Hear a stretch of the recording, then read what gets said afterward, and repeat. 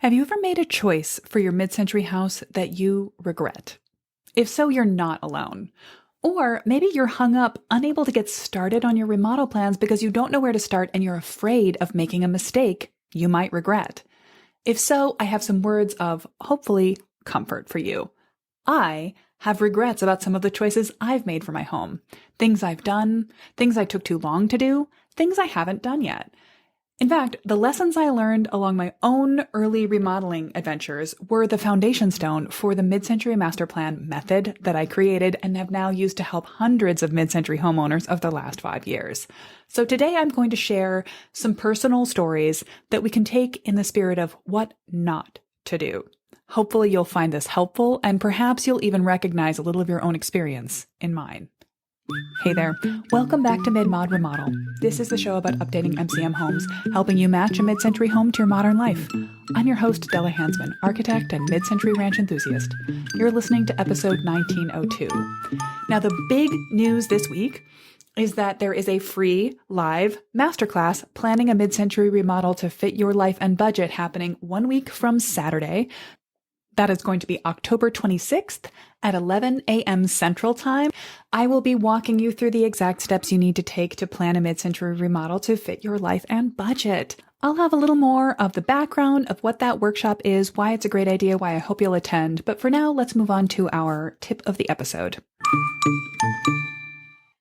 Let's talk about setting the style for your mid-century house, choosing material palettes that are going to give you a creative, cohesive look.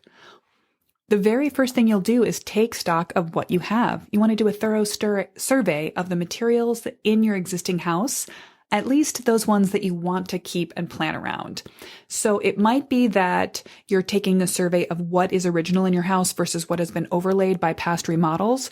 Or even if your house is a time capsule, there might be a few materials that you don't like, a tile on the floor that's not your style, or maybe a wood panel in the basement that you don't like compared to a different wood panel somewhere else that you do. I had 2 different kinds in my basement, for example.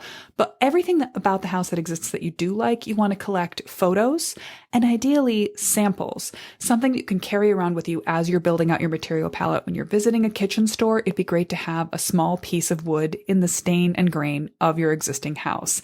It might be nice to have some other small feature that's either an actual object from your house, like a doorknob stolen from a closet door, or just a close matching daylight photo of one.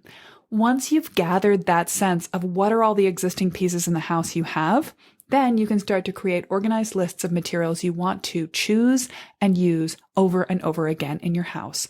What kinds of woodwork, what type of metal for your light fixtures, faucets, and appliances, your go-to tile options, your flooring choices. Now, none of it needs to be set in stone, but making these decisions at the start of the process and building them from what already exists in your house will save you stress and mismatches throughout your remodel process. Plus, it's a fun building block. It's a fun exercise to go through. If you are the type of person whose home has already been effectively stripped of its original character entirely, then you're going to do the same process in the world of your imagination. Look at a house in a magazine, a house on Pinterest, a neighbor's house, and create the same sense of what kind of wood grain and stain would have originally been in your house, or that you prefer, what kinds of metals, what types of door handles, hardware, etc., and build that same style starting point from what you wish it were rather than what it actually is. So, if you want more guidance on choosing materials for a mid-century house remodel, sign up for my free remodel style guide workbook. It will walk you through some of these details and help you jot down your choices in one easy spot. Grab it at midmod-midwest.com/style guide. Find the complete show notes with resources, links, images, although I won't be showing you too much of my regret, and a transcript of everything I'm going to talk about on the website at midmod-midwest.com/1902. So I'm going to break this down into 3 categories, 3 types of regrets. The first is things I didn't do soon enough. The second is a list of several projects I didn't carry far enough once I did get started on them. Because I didn't see this project through to fruition at the time, they are, as yet, still unfinished, and it has been years now. To be clear, they are all approved and permitted and even finish inspected, but they aren't finished because that last little bit of trim detail or whatnot is not quite done. And I don't use the spaces properly or maintain them properly or tidy them properly. It's very frustrating. And the third category of regrets are things that I did actually too soon, because in this case, I regret some of the first choices I made before I fully internalized my style and before I had made a style guide, before I had learned to love the mid-century qualities of my house. And therefore, I made some choices that are incredibly cottage that now drive me personally up the wall. And I feel like I can't make them example for anyone who might see them. Now, there are no photos of some of these projects online because, one, they're not quite done and pretty and they wouldn't photograph nicely, but two, because I would never show off the things I did for my own home because, for example, it's a gray room with white trim and not at all mid-century, so not a good way for me to show people who are curious about, say, my basement upgrade. I will not show photos of the space. I will show drawings of what I plan to do, what I did do, but not a picture because I don't want to give the implication that I think it's a good idea to paint your walls gray with white trim. It's not, and you shouldn't. So let's get into the why. Why am I telling these stories today? Why did I decide to record a podcast episode about my own errors and mistakes? It's not because I wanted to embarrass myself or make myself seem like a person who does not make good choices for mid-century houses. It's because I want you to be able to avoid them. The best way to avoid all of these mistakes is the system that I created on behalf of the hundreds of mid-century homeowners that I've assisted over the last 5 years. That was also based on my own experience and some of these mistakes. I created the process of getting to know yourself, getting to know your house, setting your style, and helping you easily avoid the errors that I'm about to spend the rest of the episode talking about. This process can help you incredibly powerfully, even with just a little bit of investment of time, even spending just a few hours asking yourself the right questions. Or if you want to dive deeper, it will provide a framework for you to invest your time efficiently, to really explore yourself, your house, the right way in order to transform your home night and day from the way you feel about the remodel process, getting more calmness and confidence from start to finish, and also the satisfaction you'll get out of it. And using these steps can even save you money by allowing you to put your dollars, your time, your energy into the parts of the house that are going to matter to you most, where you can make the biggest differences and avoid costly or regrettable mistakes. I believe in this so much that I regularly give the outline of this process in a live masterclass, and I'm going to be doing it again a week from Saturday. I would love for you to check it out. By the way, if you're listening to this episode later, long after I've done the live masterclass, when I'm not about to give it live, I have a recording of the masterclass, How to Plan a Mid-Century Remodel to Fit Your Life and Budget, available because I always want people to be able to get the advice that I'm going to offer. It will be around for you, but I'm doing it live a week from Saturday. I would love for you to show up for that masterclass because I will be talking you through exactly what to do and how to do it. And then afterwards, I will be answering questions. So I will answer your questions about your home, your process, your spouse's doubts, your uncertainty about what the first step, the next step, the last step should be. I'll be there to talk you through how you can avoid the kind of errors you make in your remodel. So let's talk about my own personal remodeling regrets. And you might say, Della, you're an expert. Shouldn't you be trying to sound like a calm, all-knowing expert who never makes mistakes? Well, yeah, ideally. Ideally, I'd love to be a perfect person who has never made a mistake in my life. But let's be real. I am a person just like you. And part of the reason I have chosen to devote the last 5 years of my life to Mid-Mod Midwest, my vocation and my avocation, is that I want to help other people like me, other people buying their first home, finding a mid-century house and falling hard for it, navigating the modern trend-based remodeling space, all of the conflicting, irritating, wrong for us advice we get from HGTV and from television and magazines and our friends and our well-meaning family and contractors, and help you make good choices and to make them more easily and confidently than I even did myself. Also, I just don't want to pick on anybody else when I can pick on myself about the dangers of jumping in too fast or making choices before you've really settled into loving the mid-century quality of your house. Now, I am pretty lucky. Fortunately for me, the most permanent of my personal remodeling regrets are mostly paint and an incorrect application of the colors gray and white. Having paint-based regrets is not a huge problem to have because paint can be repainted, especially because I did not make the mistake of painting over anything that had never been painted before. So yay for me. A lot of my regrets center on just waiting too long to do something that was good for me, or on not waiting long enough to settle into my own ideas. So I want to talk to you about that process of how to figure out what to do first, how to take action right away without making it something you will regret. When I do say make a plan before you take major action, I don't want that to mean you feel frozen, locked into an inability to start, afraid to begin to make changes to your house. This conundrum, how to make choices to go in right away before you have pre-visualized, envisioned the entirety of your house, is actually the inception point where I came up with the concept of remodeling levels, level 1, level 2, and level 3. I believe that it is possible to jump in and take some actions right away, to make a house your home, to put your personal stamp on it without having to regret it later, as long as you focus on level 1 changes. And I actually talked about these 3 levels in the very first season of the Mid-Mod Remodel podcast back in 2019. And it's a concept I still use today. Here it is in microcosm, although you could go check out, I think it's episode 106, if you want to hear what I had to say about it in 2019. A level 1 change is something you can do right away. It requires relatively little skill, relatively few tools. It's probably something you buy and apply to your house, like new house numbers, a new mailbox, a piece of furniture. It might be a little day-long or weekend-long project, like painting something, painting the walls in a room, painting your front door your favorite color. Ideally, it's something that will not impact your ability to make future choices. Levels 2 and level 3 are sort of a divergent, you pick one of those 2 options, or you pick one of those 2 options for a different part of your house. A level 2 remodel is an intense DIY project. So it might be building on a small addition if you're that type of handy person. It might be remodeling in your basement. It might be removing and replacing a vanity plumbing project, rewiring lights. And it can add up to an entire home transformation. If you keep applying level 2 energy to your whole house, you can remodel it from start to finish. Level 3 is what you get into when you're going to hire someone to just take on your plan, show them your vision, give them money, and then turn them loose, and they will go ahead and transform the house for you. And it often is most directly applied to when people want to do a much bigger scale of project. If you're going to completely gut and reconfigure your kitchen, it's probably a level 3 project. Depending on your skill set and your energy. You could do that as a level 2, but I'd recommend it as a level 3. If you're going to put on a major addition, probably a level 3 project. If you're going to affect most of the parts of the house, if there's major structural work, it's probably a level 3.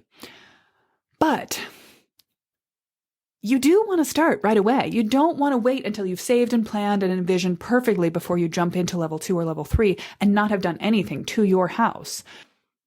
While it won't make a long-term negative impact on the house, it will make your life less good. And so one of the things I really want to encourage you to do is to make some changes right away. I waited way too long on really just settling into my house at all, feeling permanent about it. I failed to probably furnish my main rooms, even with hand-me-downs. I just placed things where they were, where I had them. Painting my kitchen a color I liked took me way too long. But I'm actually super glad I didn't jump in harder on the kitchen right away, because I would have made choices in there that today I would regret if I had gone too far. Again, any choice, any action you make before you have a real master plan in hand should be a level 1 choice. And if I didn't say it already, a level 1 choice that's good is both easy to do and easy to change your mind about, or easy to carry forward. Like, you chose great new house numbers for the project. You put them on the house, then you change the siding, you take the house numbers off, you put them back on again. You haven't wasted them. Or you paint a wall a pop color. It's fun for a while. It makes you feel bright. It makes you feel cheerful. Later, you redo that whole room and that wall becomes an accent wall in a real material. The paint you put on that wall does not lock you into anything you've done. Let's focus on the waiting too long, because I don't want you to do this. I waited way too long in my home to get rid of the ridiculous, ugly, boring green wall-to-wall carpet that was covering up the floor in my living room, hallway, and back bedroom. I knew from day one that there was hardwood floor underneath that carpet, but partly due to my dog, Roxy, loving it so much, partly due to being afraid it would take more work than it actually turned out to be to clean up the wood that was underneath it, I waited way too long. I lived with that ugly constantly needed to be vacuumed, always collecting my hair and Roxy's fur, gross carpet. Who knows how much detritus of generations past was in it for literal years. And practically speaking, I should have had it out on day one and then had the floors refinished before I moved in. That would have been convenient. But instead, it took me several years to finally get it all up. And when I did, the relief, the joy, the satisfaction was instant and complete. So there are some things that are just like, if there's a thing attached to the house that is bad for it, an interperiod remodel, a 1990s choice, a 2000s choice, get out the screwdriver, get out the box cutter, remove it from the house right away. Live with an empty space, live with a blank, live with a lack of cabinet doors for a while, rather than just living with something that is actively wrong, that actively bugs you, which that carpet certainly did. In terms of just using space, I waited way too long to claim the disaster bedroom as my office. The fact that I even named it the disaster bedroom or sometimes the box room tells you pretty much all you need to know about how long it languished in limbo while I worked at my dining room table. Part of that is due to the fact that I didn't yet know. When I moved into this house, I thought I was going to work on the house as a project for about a year and then go back to having a real job, working for another architect in an office outside of my home. It was way before the pandemic, so people didn't really think about home offices the same way. And it just didn't occur to me. So I just stored empty moving boxes and Amazon boxes in this nice bedroom with the best view of the backyard, the best Western light, and didn't use it for anything. It also has, by the way, it's a nursery bedroom, original to a mid-century house. And you might have a house that lays out like this too, where the smallest bedroom, has a door to the bedroom hallway, but also has a door going directly into the kitchen. That again was something I thought I was going to need to get rid of. I thought that would be in my remodeling plan when I first moved into the house. Now that this is my office, that's my snack door. I go through that door multiple times a day to refresh my tea, to check on something that is stirring on the pot while I'm recording a podcast, for example, stirring on the oven. So yeah, I'm never going to get rid of the snack door now in my office. But when it was a bedroom, when it was a disaster bedroom, I kept that door closed all the time. It didn't share light from the backyard into the living room. There were just so many things that were less good in my life until I moved into the space and then reclaimed my dining area. Well, I don't really dine at my dining table, but it's now my puzzle table. So it has a purpose that is not trying to relax in my living room, knowing that my computer is like haunting me over my left shoulder. What else did I wait too long for? Anything? Let me think about it. Oh, painting the kitchen. I mentioned this already, but when I moved into this house, many parts of the house were toothpaste green. The outside of the house was kind of a mint green. One of the bedrooms was mint green. I did change that right away, thank God. But the kitchen also had dirty, grungy, mint green walls. And I didn't paint it when I moved in. Fool that I was. And I didn't paint it the next year, and I didn't paint it the next year. Originally, my thought was that I was going to be reconfiguring the kitchen. I had ideas about how the layout could be better, and I still do. But I am now truly, madly, deeply in love with my kitchen cabinets. And even though I might add to the layout, I will never change what's there because I adore them so much. But I figured, I don't need to paint it because everything might change in a while. Even if I was going to live in that kitchen for 6 months, I should still have painted the kitchen. Having taken a few steps now in the last couple of years to make the kitchen more my home, painting it a clean, crisp white where it had been dirty, grungy green, and improving the lighting by wiring in some, instead of a fluorescent light over my sink and range that I hated so much, I literally just worked in the dark rather than use them. I put in a modern, warm-toned LED light that's on a dimmer. Those two things alone, remarkable transition. So, okay, that's a fourth regret, not changing out some of the light fixtures earlier than I can. One thing I did right away was go through the house, and anywhere there was an incandescent bulb, I switched it out for a dimmable LED. But I did not think about switching out some of the fluorescent features, and many mid-century houses are going to come in the basement and in the kitchen, and possibly the garage, with fluorescent tube lighting, because it was considered to be sort of utility lighting, efficient, bright, powerful, and it's awful. So anywhere you have a fluorescent light, please just take it out immediately. Do this yourself if you feel you can do it safely, or hire an electrician to come out and switch it for an LED light tomorrow, next week, instantly. So that's kind of the category of things I waited too long for. Now, none of those waiting too long on the house things damaged the house in any way, but they did make me enjoy living in the house less. And I don't want you to feel that way. I want you to jump in and take level 1 action, right-sized action, ASAP. The flip side of that is things that I did not finish. So there are a couple of projects in the house that, because I was DIYing, which I'm not going to call that a mistake. I love DIY projects, but I put my energy into them in a particular way, but then I didn't time the projects properly to finish them completely. And now they've gone back into the category of waiting because they're not done yet. Part of this is circumstantial. I was in a situation where I was working on some of these projects right at the end of 2019 and the beginning of 2020. And I remember the day very clearly. I was working in the basement at that time. My dad was coming into town. He was retired about a day a week, and we were sort of co-working on the basement project, either doing 2-person projects together or just teaming up and doubling the work we could get done. My mom was in town running some errands. My sister was at that point in her residency for family medicine, and she and my mom would go out for coffee after her public health lecture every Wednesday. And Mom came back to the house and said, your sister's public health professor just told everyone to send their boomer parents home and tell them to stay home if they don't want them to get swept up in this entire chaos. So we just set our tools down and hugged, and they went to the grocery store and got groceries and then went home. My tools sat on the floor where I had put them for the rest of the year.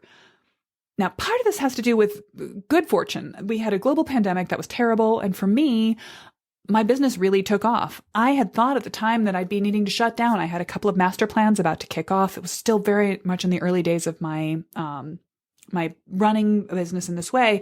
And I reached out to those clients and basically said, do you want your money back? Because I can't come to your house and field measure it for you. I can't document it, so I can't do your design work. And actually, both of them were very interested in dealing with this situation by doing some of the work themselves. So we worked out a system, the very first remote measuring system, where I walked them through how to take measurements, how to use a plan properly. This was before I knew how to suggest Masterplan to people, but how to take photographs and the dimensions that I needed so that I could remotely understand the layout of their house. Fortunately, I had visited both of those houses in person before the stay home orders. And we went forward, and that turned into the beginning of one master plan and then another and another. And I got incredibly busy in my business. Hooray. Yay. But I left my basement still not completed. And similarly, I had been working back and forth between the basement and the mudroom attachment that I set into the footprint of my former breezeway to connect the kitchen and garage. It also does not have a finished flooring material. This is a real confessional. I'm embarrassed to tell you this. The flooring surface of my mudroom that I have walked through, entered and left the house via twice a day or more every day for the last 4 years is tar paper. Because I am by turns too lazy to just take on a quick solution and too persnickety to accept a half-assed one, but I'm not going to do it right yet. So what can I say? The shoemaker's children are not only barefoot, their bare feet are extremely calloused at this point. And those children are me and my dog.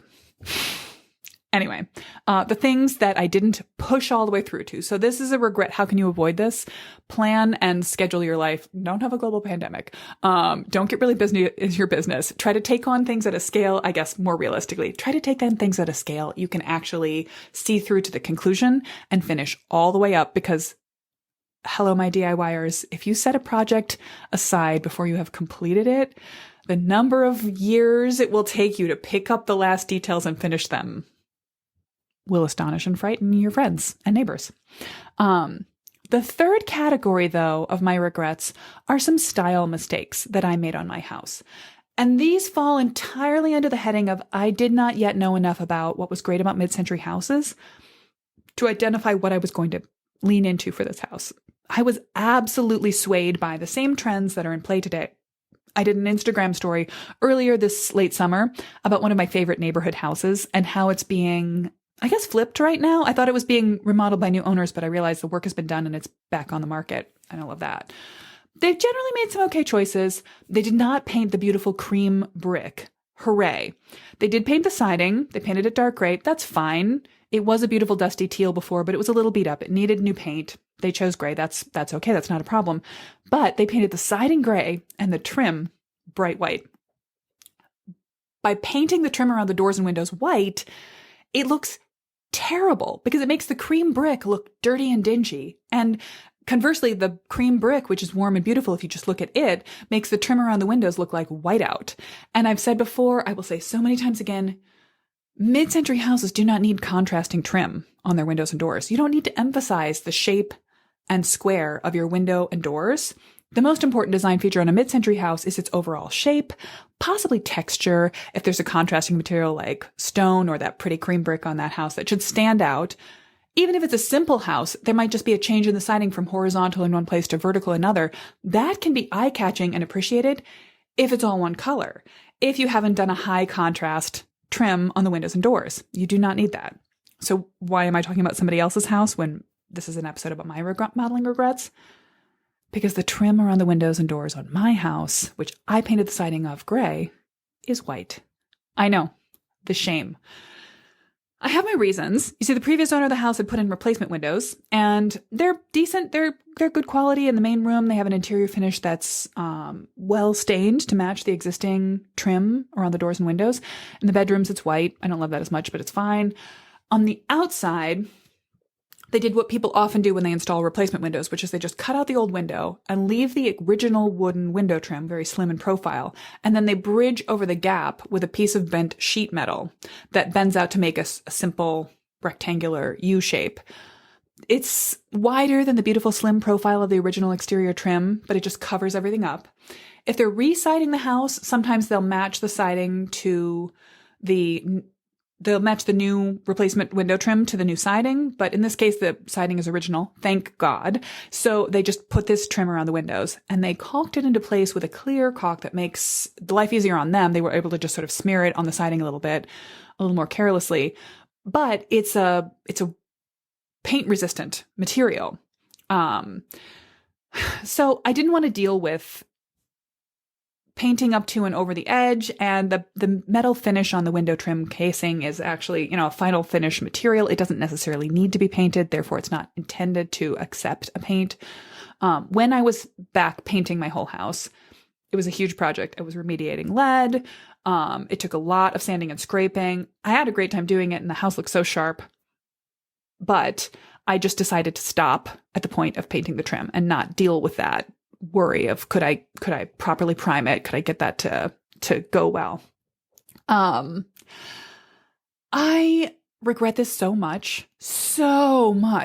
At the time, I thought I was making a good choice. I was still swimming around in a sea of the incredibly popular cottage style. I had just moved from Chicago, where mid-century homes were much less common, and the most prominent pre-modern building style was a cottage, and the cottages all had contrast trims. I thought it looked pretty sharp. The dark gray house, medium gray, and white trim around all the windows and doors. But the more I went into mid-century, the more I observed other houses in the area, the more that I thought about my style and modernism and the way that I like it, I regretted it more and more and more. But this then falls back into the category of things that are not done, that things that aren't in the middle of being done get just left off.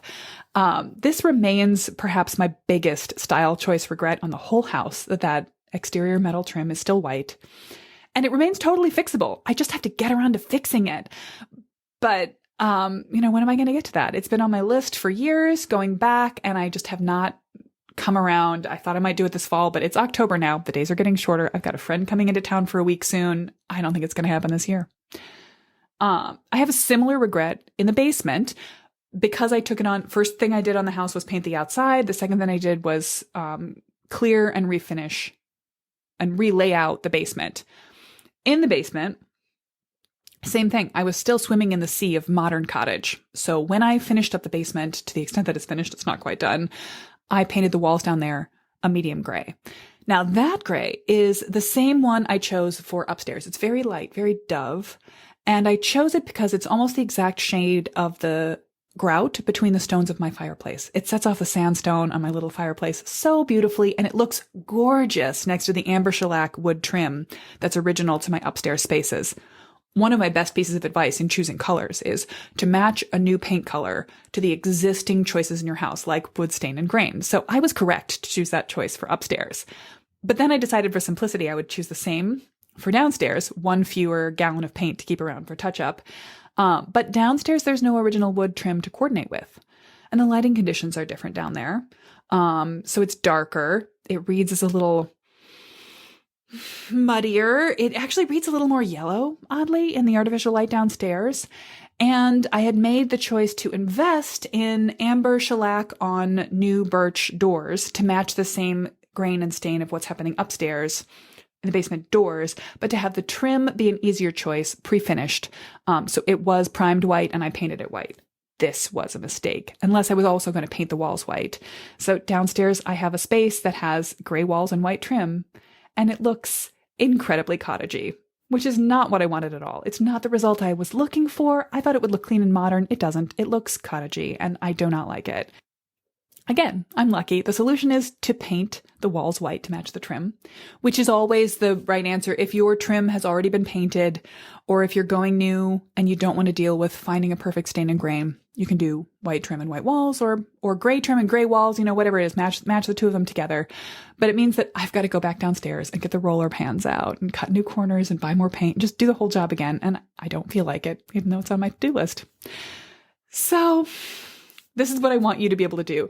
Do a project once and like it, not put in all the work to either pay someone to do a project or to do it yourself and look back on it with regret. The way to avoid it is master plan thinking.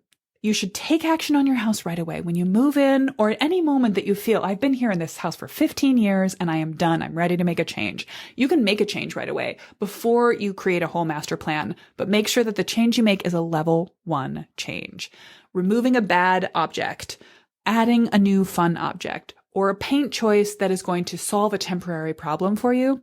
But before you go bigger, before you go into changing the entire color theme of your house, or remodeling your entire basement, or any other scale of bigger project, make sure you've got your master plan thinking in place so that you don't look back on any parts of your house with remodeler's regret.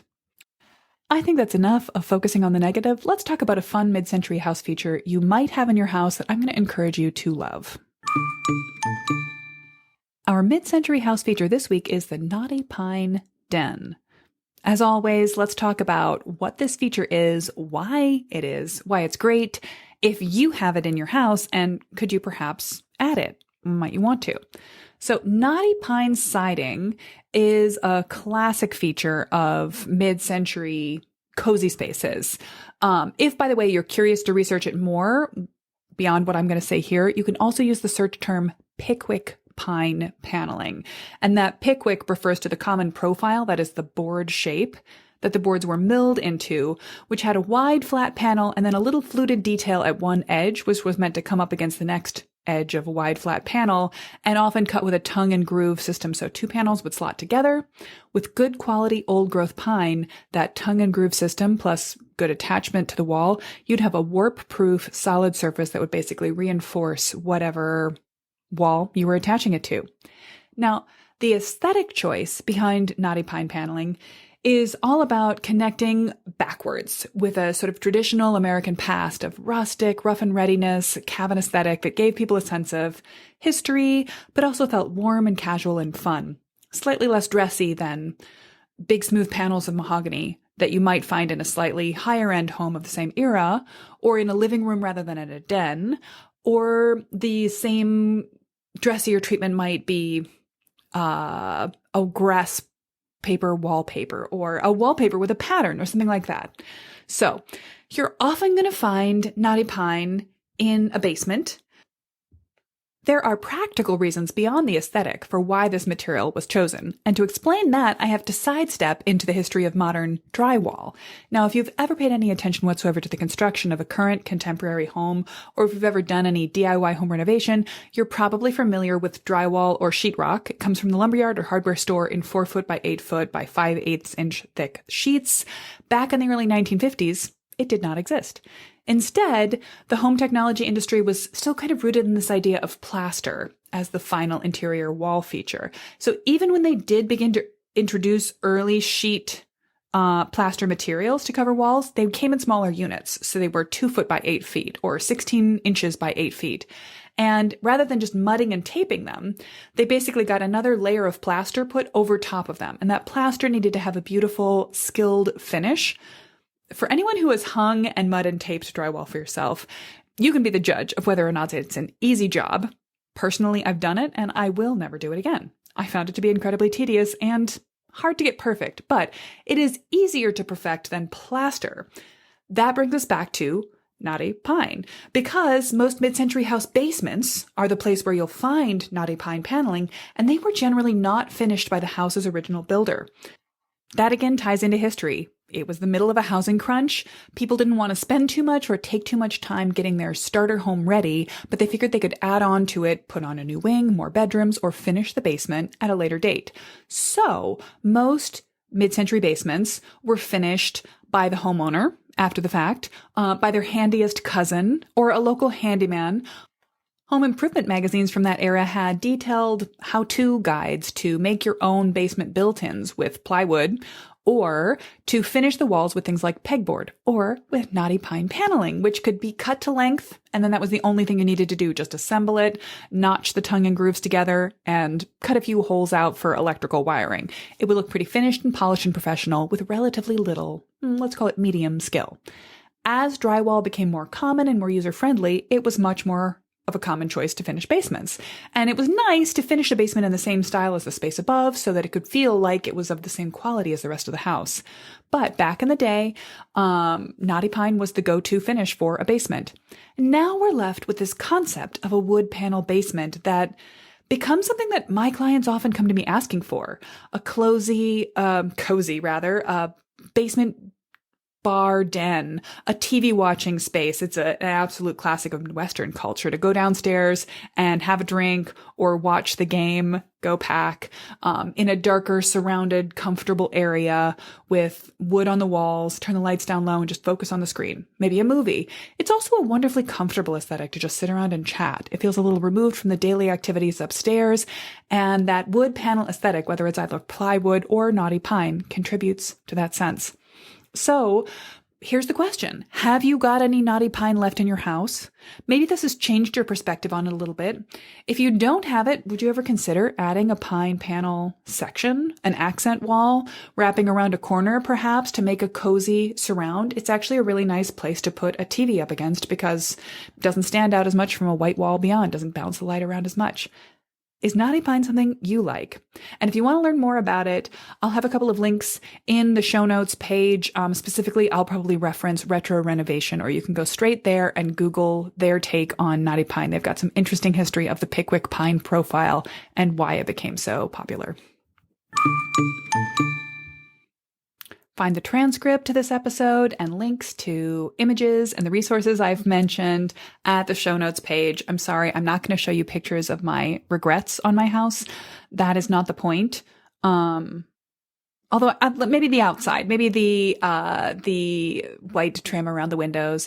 And I will show you the one step I've taken in the direction of repairing that regret is that I painted my garage door and the trim around the garage door to the siding mainstream color.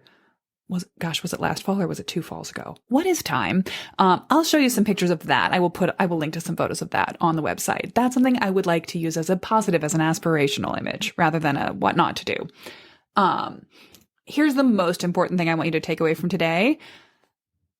You should take action ASAP to remediate anything that really bugs you about the house. Pull off bad materials from the 1990s remodels. Change a paint color that really makes you sad or glum or squicks you out. Give yourself some satisfaction with an early level 1 project, but do not take too much action until you have a master plan in mind. And if you need some help pulling together a master plan, I will be talking about both the why of a master plan and the how of a great master plan thinking process 1 week from Saturday. I hope I'm going to see you there. Please make a plan to show up live. You can get your seat registered and I'll send you some reminder emails if you go to midmod-midwest.com/masterclass. And if you don't happen to be free on that Saturday at that time, sign up anyway, because I'll also send you a recording of the video. And if you've got questions about your house, about your process, about what's going to be important to you as you master plan, send them to me in advance. Send them in an email or even better, DM me in my Instagram DMs at MidModMidwest and let me know before I give the class what your most pressing master plan question is, your mid-century house question, and I'll answer it in the Q&A after the live workshop, and you'll see that in the recording of the replay. So get your questions answered, basically. Get yourself moving. Get yourself a plan so that you can get started and have a wonderful time. And speaking of getting started, next week's episode is going to be answering a request I've had a number of times of sort of what you do first if you're in the process of nailing down a purchase of a mid-century home and you want to move really quickly but wisely. What's the quick start guide?